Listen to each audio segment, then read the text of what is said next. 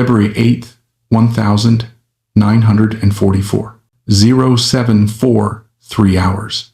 The Anzio beachhead was quiet in the uneasy way that only artillery ground could be quiet. Lieutenant Klaus Müller of the 3rd Panzer Grenadier Division scanned the fields through his binoculars, not expecting to see anything unusual. The farmhouse ahead had already been hit twice. The irrigation ditches were filled with rubble, shell fragments, and mud. No Allied patrol would be foolish enough to move in daylight here.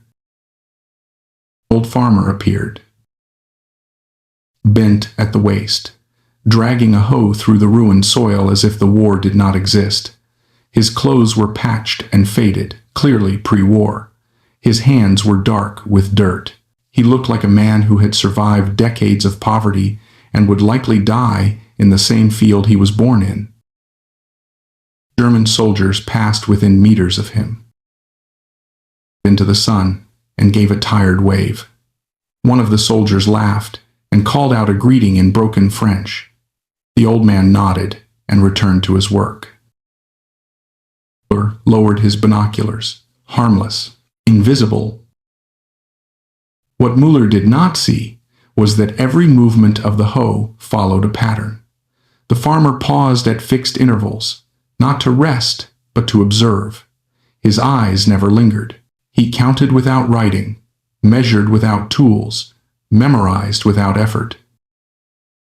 Gun nest in the stable. Mortar position behind the stone wall. Patrol cycle, 18 minutes. Guard change, 0800. The soil, less than a meter from where he stood, ran a severed Allied telephone line. Without it, artillery observers were blind. Men were dying because messages could not get through. The farmer worked closer to the break. Ruins, their scopes drifting lazily across the fields. They saw nothing worth shooting. Just an old man who shook with effort and groaned when he bent too far. And they ignored was not Italian. He was not old, and he was not a farmer. He was Thomas George Prince, 28 years old, a sergeant of the 1st Special Service Force. He wore civilian clothes stolen from a dead man. Beneath the dirt on his hands were the instincts of a hunter raised to disappear, to wait, to endure. He understood something the Germans did not. A dangerous man is not the one who attacks. It is the one who is never noticed at all. The cover held because it was ordinary. Nothing about the old farmer demanded attention. He did not rush.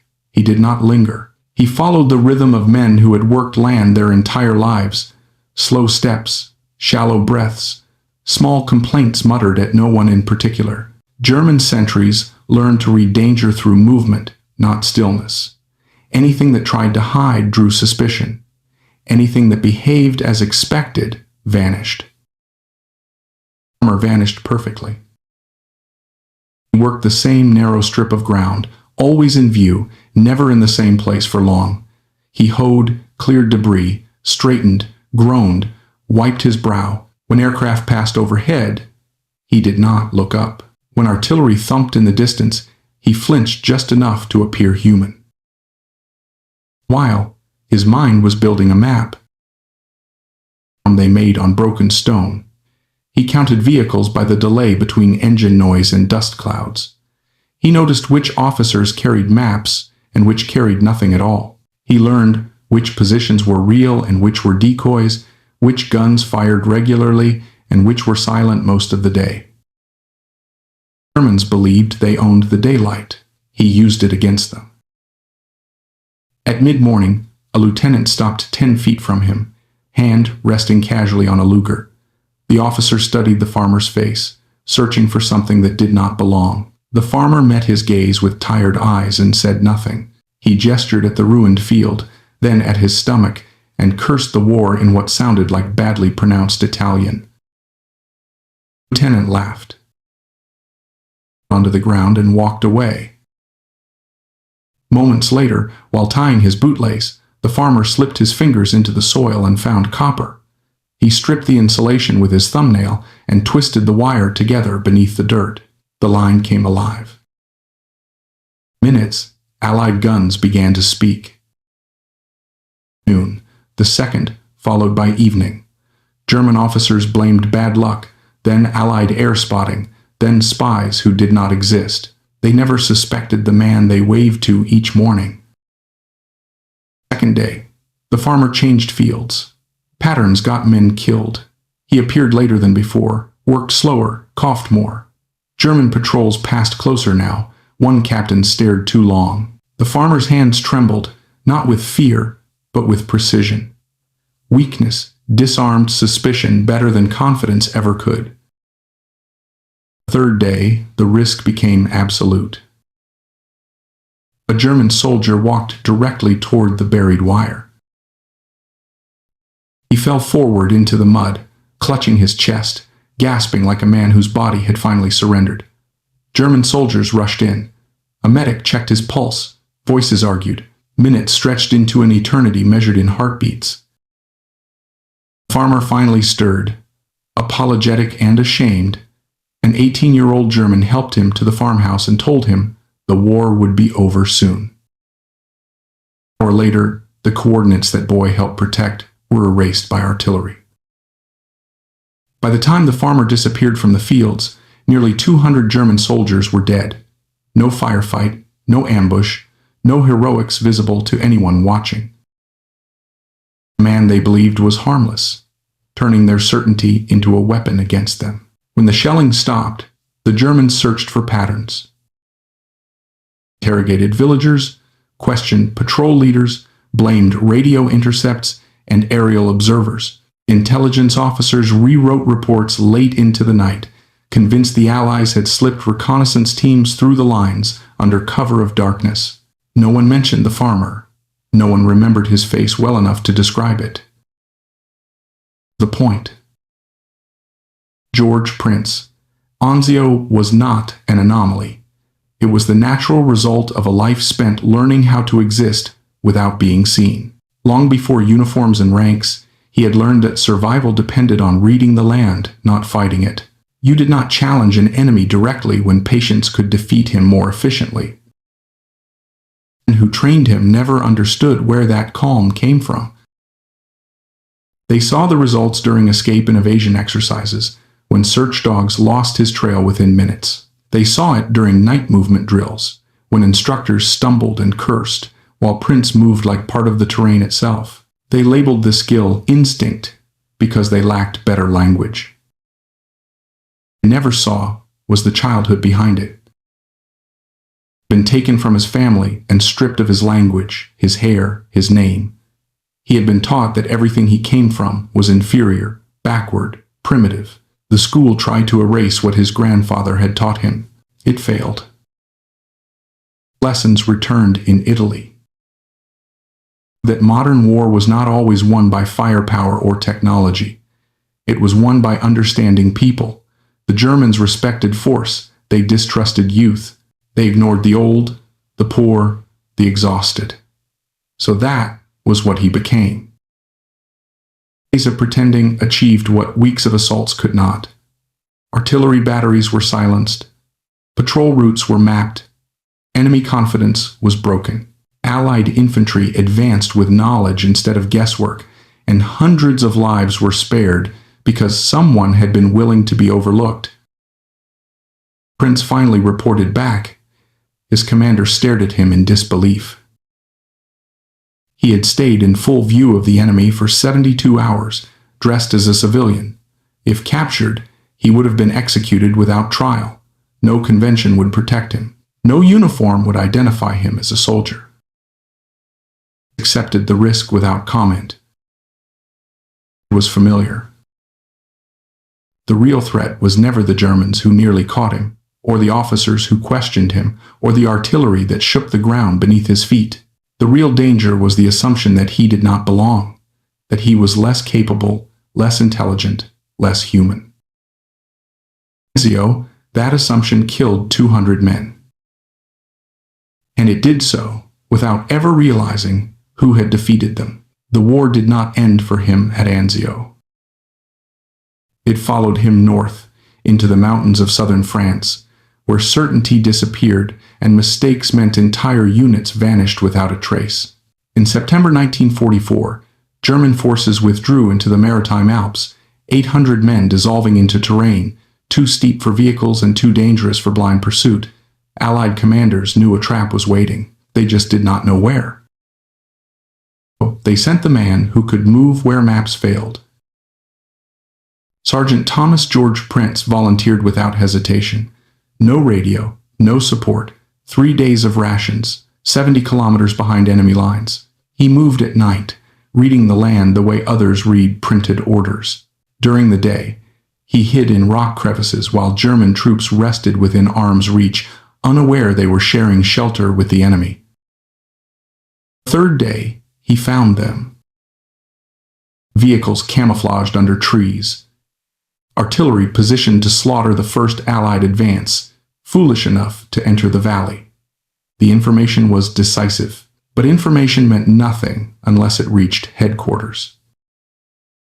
The return journey would take days, days the Allies did not have. Prince made a choice that bordered on suicidal. Not cautiously, not tactically. He ran straight through enemy territory in daylight, stripping himself to the bare minimum and trusting speed, shock, and audacity. When patrols appeared, he did not hide. He broke through them. When vehicles gave chase, he vanished into vineyards and stone walls. By kilometer 30, his feet were bleeding. By 50, dehydration blurred his vision. It was familiar. He ignored it. Collapsed at Allied lines, delivered the coordinates, drank water until his hand stopped shaking, and insisted on leading the force back himself. At dawn, the trap closed. 1,000 prisoners were taken. Not a single Allied casualty. Battles came later. The handshakes, the photographs. He stood in palaces and listened as men in polished uniforms praised courage and sacrifice. He accepted the honors quietly, as he always had. The war ended. It treated him as if he had never existed. Its promise to veterans were halved for men like him. Medical care required proof he was responsible enough to deserve it. Land grants came with strings that erased identity. Equality was offered only in exchange for surrendering who he was. These soldiers had called him grandfather. His own nation called him a problem. By the time the uniforms were folded away, the skills that had won battles no longer mattered. The man who had outwitted entire divisions mopped floors. The warrior who had endured mountains and shellfire fought ghosts alone. Alcohol dulled them. Nothing silenced them. And the war claimed him anyway. Enemy fire, but slowly, quietly, in the shadow of a victory that had never truly been his. When he died, the country finally remembered his name. Disappeared. Uniforms were pressed. Speeches were written about courage, sacrifice, and duty. A full military honor guard fired into the cold sky, each shot echoing across a nation that had ignored him while he was alive. Foreign representatives attended. Veterans stood at attention. His medals, once pawned to survive, gleamed behind glass. Called him a hero. Where he slept. They did not mention the forms that denied him care. They did not mention that the man who had fooled entire German divisions could not outmaneuver bureaucracy. The story they told was clean, too clean. But not the price paid afterward. They celebrated the myth, not the man. It was easier that way. Easier to admire bravery than to confront betrayal. Thomas George Prince had spent his life proving something to people who never wanted proof. He had shown that the skills dismissed as primitive were perfectly suited for modern war. That patience could defeat machinery. That observation could overpower firepower. That being underestimated was sometimes the greatest advantage of all. Combat, the enemy learned too late. Learned it all. Germans at Anzio saw an old man and chose to look away. They paid for that mistake with their lives. Canada saw a decorated Indigenous veteran and chose to look past him. It paid nothing at all. The quiet truth buried beneath the medals.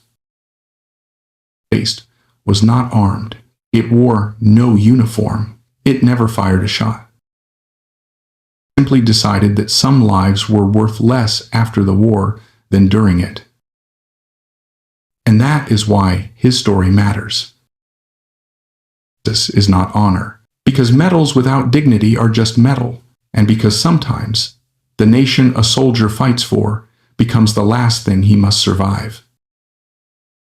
Mocked the primitive Indian, they celebrated the war hero, but they never truly saw the man. That blindness cost far more than any battlefield ever did. The story of Thomas George Prince is not just a wartime narrative. It is a case study in how modern societies misunderstand skill, misjudge people, and repeatedly confuse surface appearances with real capability. The lesson does not live in the number of Germans killed at Anzio, nor in the medals pinned to his chest, nor even in the brutality of his post-war neglect. It lives in the structure of the thinking that surrounded him from childhood to death. His life exposes patterns that repeat far beyond World War II, patterns that still shape institutions, armies, governments, and cultures today. The first lesson is about visibility and power. Modern systems are built around what can be measured, categorized, and seen. Rank, uniforms, credentials, paperwork, and appearances form the basis of trust. What does not fit those structures is treated as irrelevant or inferior. Prince survived and succeeded precisely because he operated outside that logic. At Anzio, the Germans controlled firepower, manpower, and terrain. They believed dominance came from occupying space and projecting force. What they failed to understand was that control of perception mattered more than control of ground. Prince did not challenge their strength, he bypassed it. He allowed them to see what they expected to see, and by doing so, he gained freedom of action inside their own defenses. It is not merely a battlefield lesson, it is a universal one.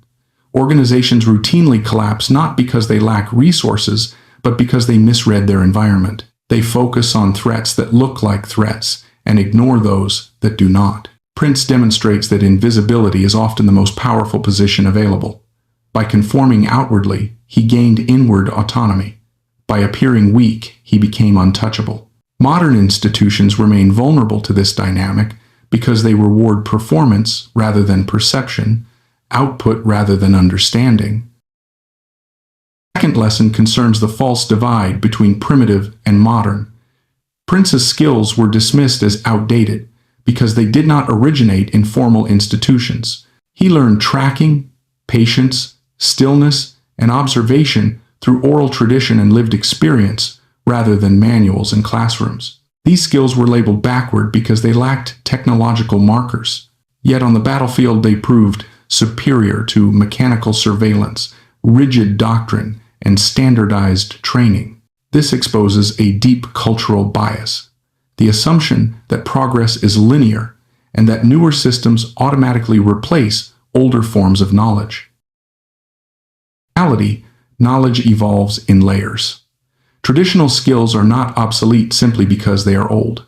They persist because they are adaptive. Indigenous hunting practices were refined over centuries through direct feedback from the environment. Failure meant starvation or death. There was no margin for theoretical error. By contrast, many modern systems protect themselves from failure through bureaucracy. Mistakes are absorbed by paperwork, committees, and abstraction. The cost is delayed learning. Prince's abilities represented compressed evolution, knowledge distilled by necessity. The tragedy is not that these skills existed, but that institutions refused to recognize their value until war forced them to. The third lesson is about identity as both weapon and vulnerability. Prince's identity made him invisible to the enemy and disposable to his own government. In combat, being underestimated saved his life and multiplied his effectiveness. In peace, the same underestimation destroyed him. This reveals a brutal truth. Societies often exploit marginalized identities when convenient and discard them when inconvenient. The state celebrated his effectiveness as a soldier while denying his humanity as a citizen. The contradiction was not accidental. It was structural. Governments are efficient at extracting service but inefficient at granting dignity. Prince's experience after the war illustrates how institutional respect is conditional.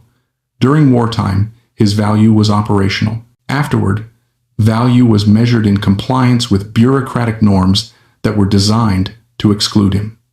The Veterans Land Act and medical benefit systems were not neutral failures. They were mechanisms built on assumptions about who deserved investment and who required control. Prince did not fit the model of the ideal veteran because that model was racialized, bureaucratic, and fundamentally unequal. The lesson lies in the psychology of endurance. Prince survived experiences that would have broken most people, not because he was immune to pain, but because he understood it differently. Pain, to him, was information rather than command. This mindset was shaped long before military training. It was reinforced by institutional abuse in residential schools, where emotional suppression became a survival mechanism. War did not create his resilience. It merely exploited it. It reveals a dangerous paradox. Societies often celebrate resilience without questioning why it was necessary. Prince's ability to endure suffering was praised on the battlefield and ignored in civilian life. The same traits that made him an effective soldier made him vulnerable to post-war neglect. Resilience became an excuse for abandonment. Because he endured, the system felt no urgency to care. This is a recurring pattern in how societies treat those who survive trauma. Survival is mistaken for recovery. Endurance is mistaken for consent. The next lesson concerns the moral asymmetry between enemies and institutions. One of the most unsettling elements of Prince's story is that enemy soldiers often treated him with more humanity than his own government did. German soldiers gave him food, assisted him, and spoke to him as an elder. These were not acts of ideological enlightenment. They were human responses stripped of bureaucracy. In contrast, post-war institutions interacted with Prince through forms, classifications, and regulations that erased individuality. It does not absolve the enemy of their role in war. It exposes the moral danger of systems that replace judgment with procedure. Bureaucracy allows cruelty to operate without malice. No one at a veteran's office needed to hate Prince to harm him. They only needed to follow policy. This is one of the most important lessons of the 20th century. Harm does not require hatred. It requires indifference reinforced by structure. His life also teaches that recognition without repair is hollow. Medals, statues, stamps, and speeches cannot substitute for justice. They are symbolic currency used after material obligations are denied. Societies often attempt to correct historical wrongs through narrative rather than action. Telling Prince's story without addressing the systems that destroyed him risks turning his life into a moral performance rather than a call to accountability. The other lesson is about warfare itself. Prince's operations challenged the popular image of combat as constant violence. His most effective actions involved deception, patience, and restraint.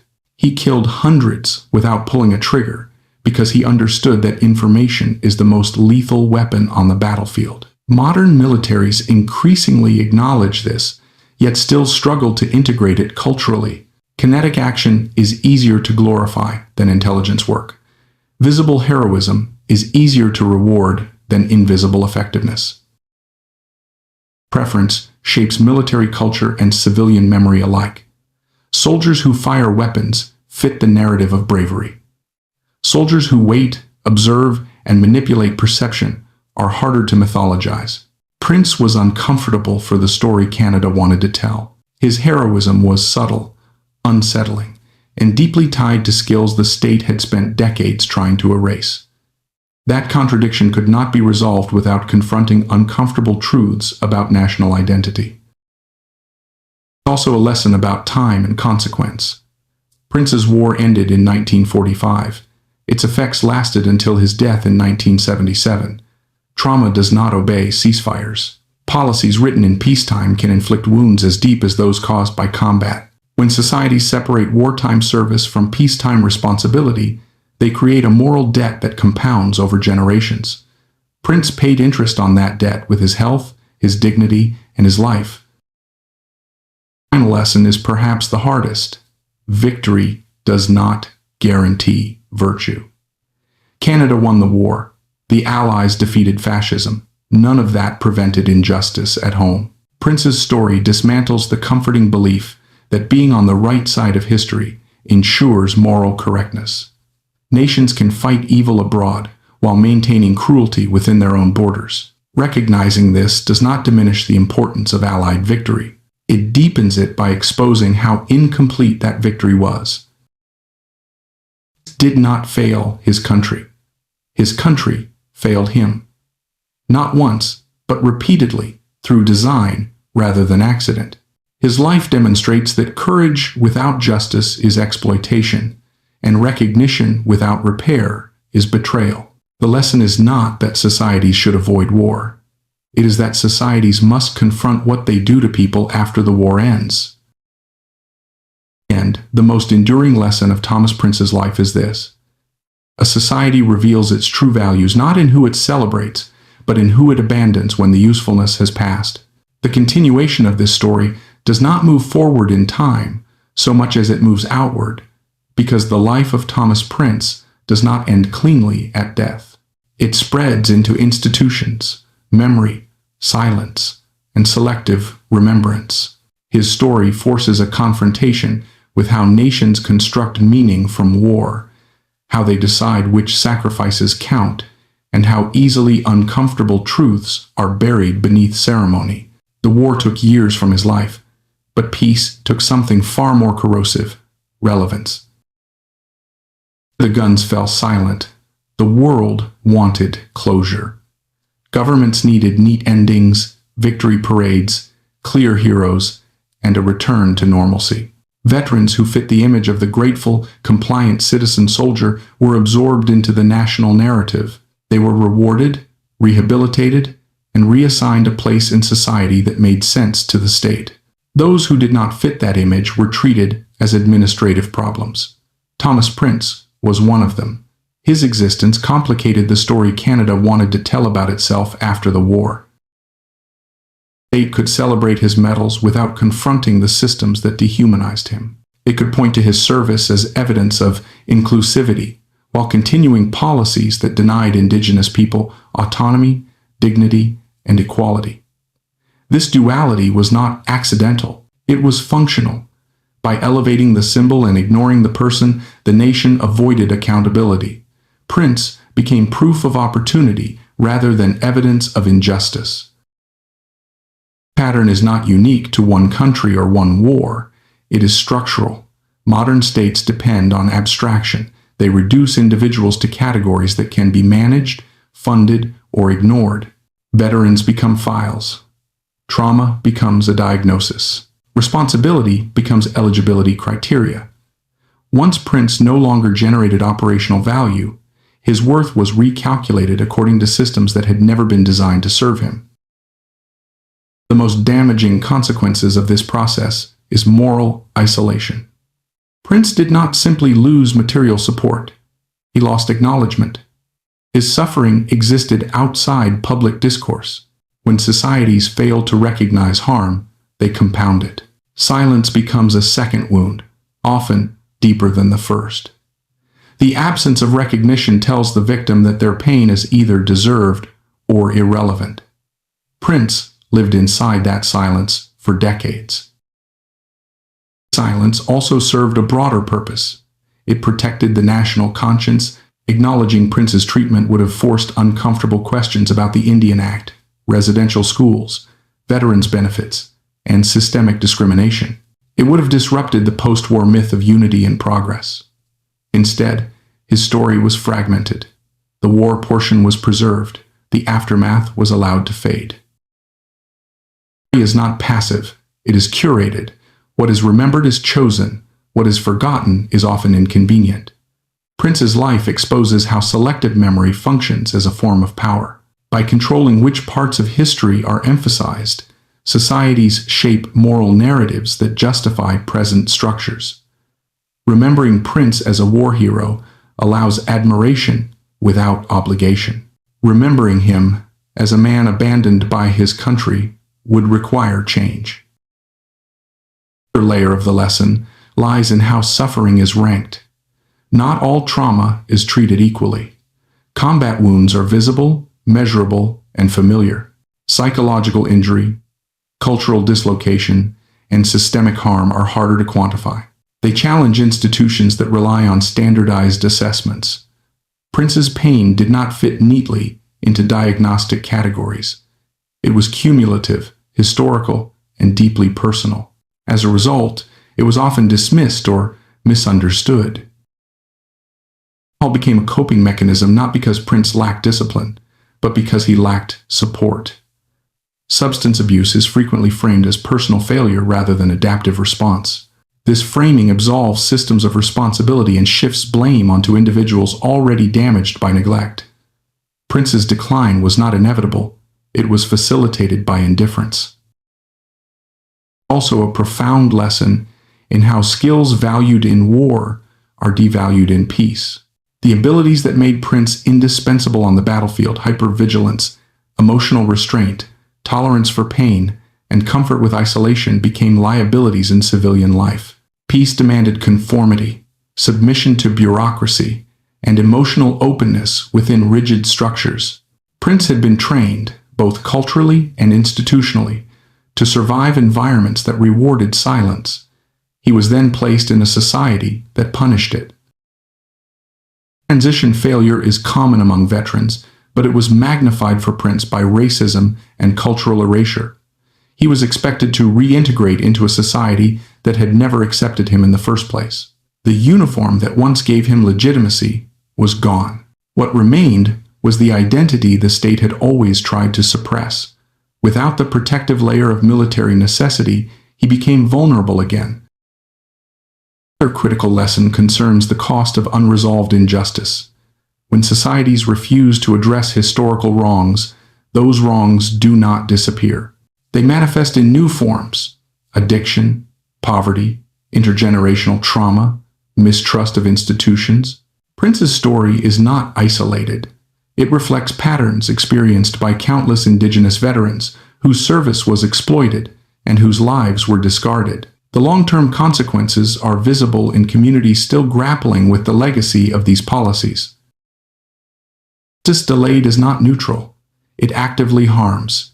Each year that passed without recognition or support deepened the damage. By the time public acknowledgement arrived, it was too late to help the person who mattered most. Posthumous honors are a form of moral evasion. They allow societies to feel absolved without making restitution. This story also challenges simplistic ideas of heroism. True heroism is not defined by endurance alone. It is defined by what a society does with those who endure. Celebrating suffering without preventing its recurrence is not honor. It is exploitation disguised as respect. Prince was heroic not because he suffered, but because he acted with intelligence, restraint, and courage in situations that demanded it. His suffering afterward was not noble. It was unnecessary. An uncomfortable truth embedded here. Societies often prefer dead heroes to living ones. The dead cannot demand change. They cannot testify, protest, or complicate narratives. Once Prince was gone, his story became safe. It could be told selectively, sanitized, and framed as inspiration rather than indictment. This transformation from inconvenient survivor to symbolic figure is one of the most telling aspects of how power manages memory. Continued relevance of Prince's life lies in what it reveals about modern values. We live in systems that reward visibility over substance, compliance over integrity, and efficiency over care. Prince succeeded when he exploited these blind spots. He was destroyed when he was subjected to them. His life illustrates the paradox of modern institutions. They are capable of immense coordination and equally immense neglect. It's also a lesson for how we understand reconciliation. True reconciliation is not about recognition alone. It requires structural change. It requires dismantling policies that create unequal outcomes. It requires listening to lived experience rather than imposing solutions from above. Prince's story is often cited as evidence of progress, yet it also demonstrates how far that progress remains from sufficient. Education systems, military institutions, and public memory must grapple with these contradictions honestly. Teaching Prince's story without addressing the conditions that shaped it risks turning history into spectacle. The purpose of remembrance should not be comfort. It should be responsibility. The final extension of this lesson reaches beyond history into the present. The mechanisms that failed Prince still exist in modified forms. Bureaucratic indifference, racialized policy, and conditional dignity remain embedded in institutions worldwide. The story asks a question that remains unanswered. Who is being used today in the name of necessity and discarded afterward in the name of procedure? Prince did not ask for sainthood, he asked for fairness. He did not demand gratitude, he needed care. The fact that he received applause instead of support reveals a moral imbalance that persists. His life challenges us to examine not only how we honor the past, but how we treat those who serve now. Continuation of his story is not about closure. It is about accountability. It is about recognizing that the most important battles are not always fought with weapons, and the most damaging failures do not always occur in war. Sometimes, they happen quietly, behind desks, in offices where decisions are justified as policy and consequences are labeled unfortunate. In that sense, Thomas Prince never truly left the battlefield. The terrain simply changed. And the enemy he faced at the end was one he had been fighting his entire life.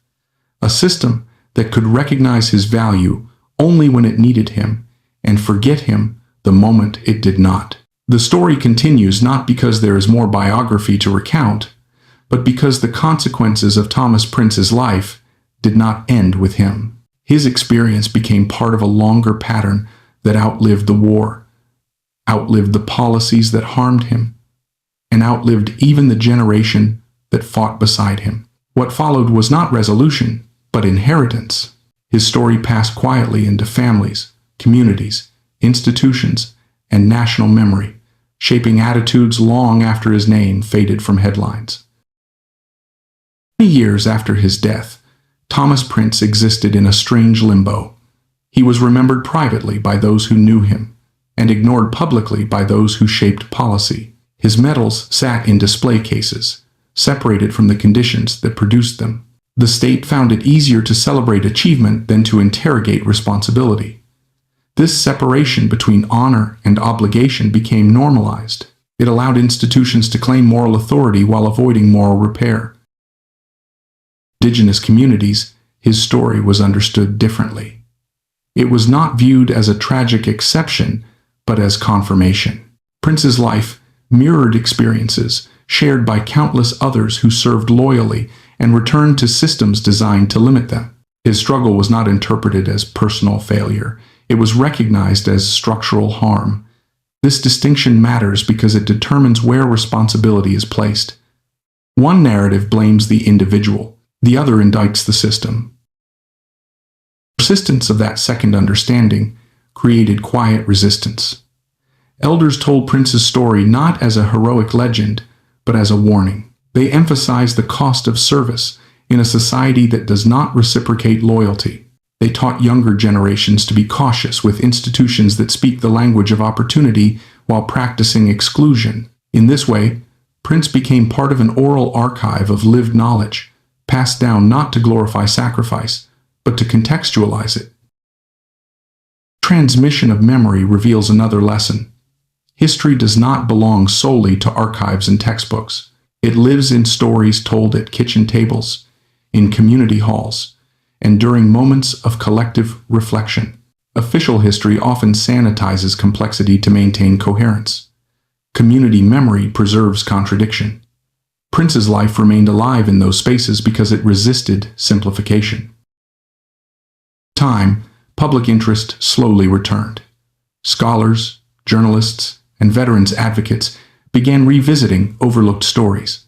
Prince's name resurfaced alongside questions about indigenous veterans, residential schools, and discriminatory legislation. Yet even this renewed attention carried risk. There was a temptation to frame his story as evidence of progress rather than as proof of unfinished work. Recognition can easily become a substitute for accountability. The language used to describe Prince also began to change. He was increasingly called a symbol. Symbols are powerful, but they are also dangerous. They flatten individuals into representations. They remove agency and replace it with meaning assigned by others. When Prince became a symbol of bravery, reconciliation, or multiculturalism, parts of his story were inevitably erased. Symbols do not demand restitution. People do. Tension exposes a deeper challenge in how societies confront historical injustice. Acknowledgement without transformation allows harm to persist under a new vocabulary. Prince's story risked becoming a tool for institutional self-congratulation rather than self-examination. The danger was not that his story would be forgotten, but that it would be domesticated. Another layer of continuation lies in how military culture absorbed his legacy. Special operations forces often celebrate unconventional thinking, adaptability, and deception. Prince embodied all of these qualities. Yet the cultural roots of his effectiveness were rarely acknowledged. His success was attributed to individual talent rather than to the indigenous knowledge systems that shaped him. This selective attribution allowed the military to extract lessons while avoiding cultural recognition. Isolating his skills from their origins, institutions reinforced the myth that effectiveness emerges solely from training rather than from lived experience. This myth sustained systems that marginalize alternative forms of knowledge. Prince's life challenges that assumption. His abilities were not created by the military, they were refined by it. The distinction matters because it determines whose knowledge is valued and whose is appropriated. Continuation of his story also intersects with broader debates about reconciliation and reparations. Prince's treatment after the war became part of a growing body of evidence demonstrating systemic discrimination against indigenous veterans. This evidence challenged narratives of equal sacrifice and equal reward. It demanded structural response rather than symbolic gestures. Structural change is slow, especially when it requires confronting foundational policies. The Indian Act, veterans' benefit disparities, and institutional racism were not anomalies. They were pillars. Dismantling them required more than apologies. It required redistribution of power and resources. Prince's story highlighted this reality, making it uncomfortable for institutions invested in gradualism. Another important aspect of continuation is intergenerational impact. Trauma does not end with the individual who experiences it. It echoes through families and communities. Prince's struggles affected those around him, shaping relationships, trust, and expectations. The cost of neglect extended beyond one life. It accumulated quietly, reinforcing cycles of marginalization.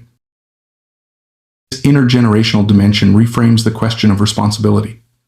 Supporting veterans is not merely about honoring past service.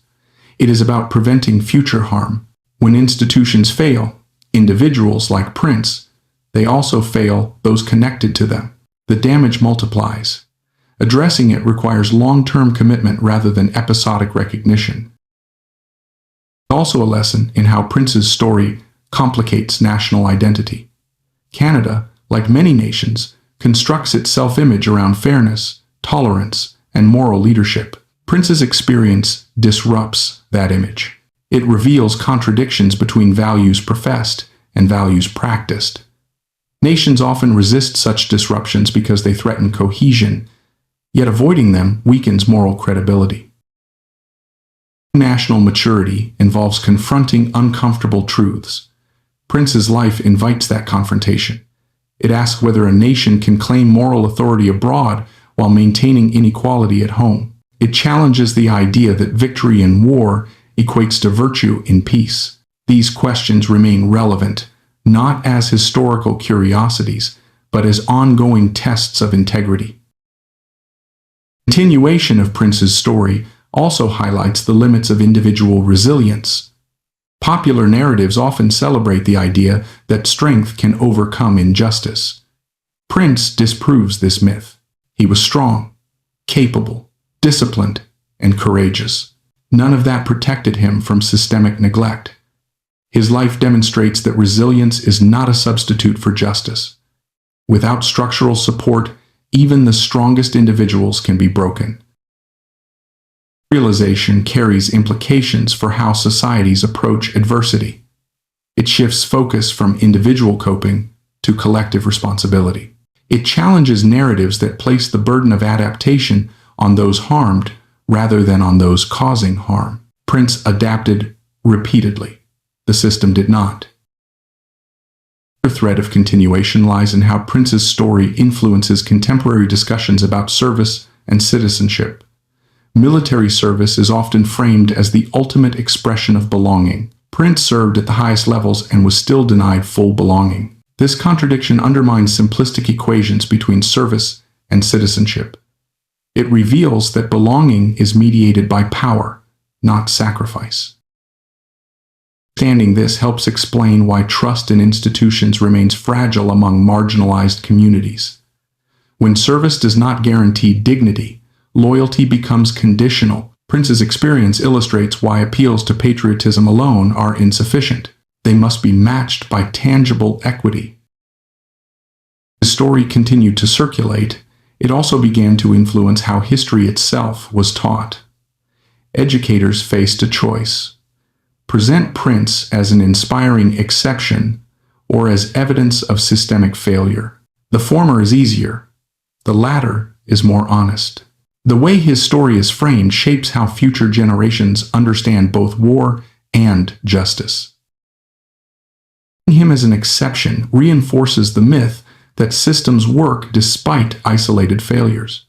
Framing him as evidence reveals that systems can function effectively while remaining unjust. This distinction determines whether history becomes a tool for comfort or for change. Continuation of Prince's story ultimately leads back to a fundamental question. What does a society owe those who serve it? Is the debt transactional or moral? Does it end with medals, or does it require sustained care? Prince's life suggests that the answer